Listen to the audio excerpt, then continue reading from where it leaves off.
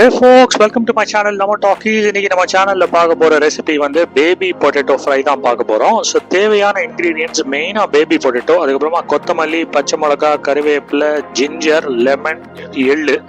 So first வந்து இந்த மாதிரி வந்து நம்ம இந்த குட்டி பொட்டேட்டோ பேபி பொட்டேட்டோஸை வந்து பார்ஷியலா தான் பாயில் பண்ணிக்க போறோம். அதாவது பாதி தான் வேக வைக்க போறோம். அதனால தான் இந்த இலுப்பு சட்டி யூஸ் பண்றோம். இந்த இலுப்பு சட்டியில மீடியம் ஃப்ளேம்ல குக் பண்ணுங்க. கல்லுப்பு ஆட் பண்ணிக்கோங்க. நீங்க பார்த்துருப்பீங்கன்னு நினைக்கிறேன். கல்லுப்பு ஆட் பண்ணிட்டு இந்த மாதிரி நல்லா கொதி வந்த பிறகு இதை ஸ்டாப் பண்ணிடுங்க. பாதி தான் பாயில் ஆயிருக்கணும், ஃபுல்லா வேக வச்சிடாதீங்க. அது பாருங்க, அது பார்த்தாலே தெரியுது பாதி தான் குக் ஆயிருக்குன்னு. தோல் எல்லாம் ரிமூவ் பண்ணிடுங்க.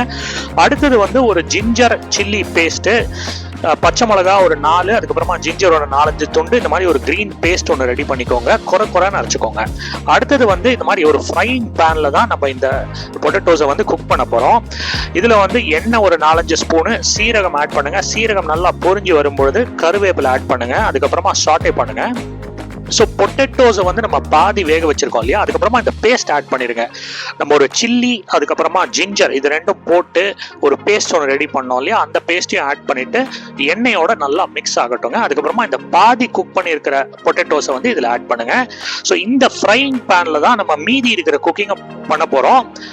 ஸோ இதுக்கு வந்து மற்ற இன்கிரீடியன்ஸ் என்னன்னு கேட்டிங்கன்னா, ஃபர்ஸ்ட் வந்து இந்த மாதிரி இந்த மஞ்சள் பொடி ஆட் பண்ணிக்கோங்க. அதுக்கப்புறமா வந்து உப்பு ஆட் பண்ணிக்கோங்க.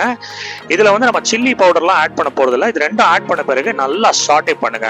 அதாவது இந்த ஹீட்லேயே இது குக் ஆகணும்.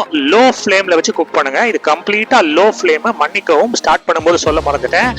லோ ஃப்ளேமில் இதை வந்து சாட்டே பண்ணிக்கிட்டே இருங்க, சரிங்களா? ஸோ இப்போ சாட்டே பண்ணியாச்சு. அடுத்தது இப்போ நம்மளுக்கு இன்னொரு மெயின் இன்கிரீடியன்ட் வேணும். என்னன்னு கேட்டிங்கன்னா, இந்த தண்ணி. ஏன் இந்த தண்ணி ஆட் பண்றோம்னா, இந்த பொட்டேட்டோஸ் வந்து மீதியும் குக் ஆகணும். பாதி தான் குக் ஆயிருக்கு.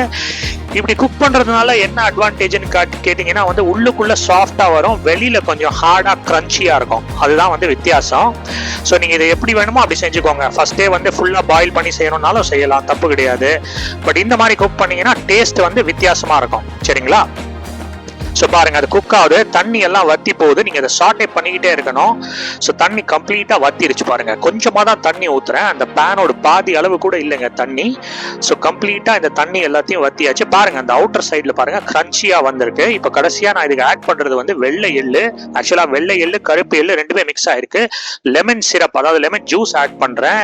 அதுவும் ஒரு ஃபைனலா நம்ம டேஸ்ட்டுக்கு வந்து ஒரு வித்தியாசமான ஒரு ட்விஸ்ட்டை கொடுக்கும். அதையும் போட்டு நல்லா மிக்ஸ் பண்ணுங்க.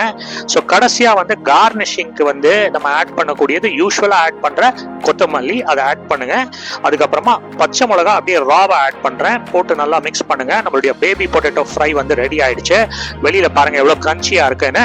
ஸோ நீங்களும் உங்க வீட்டில் செஞ்சு பாருங்க. தேங்க்ஸ் ஃபார் வாட்சிங் my channel. Do like and subscribe.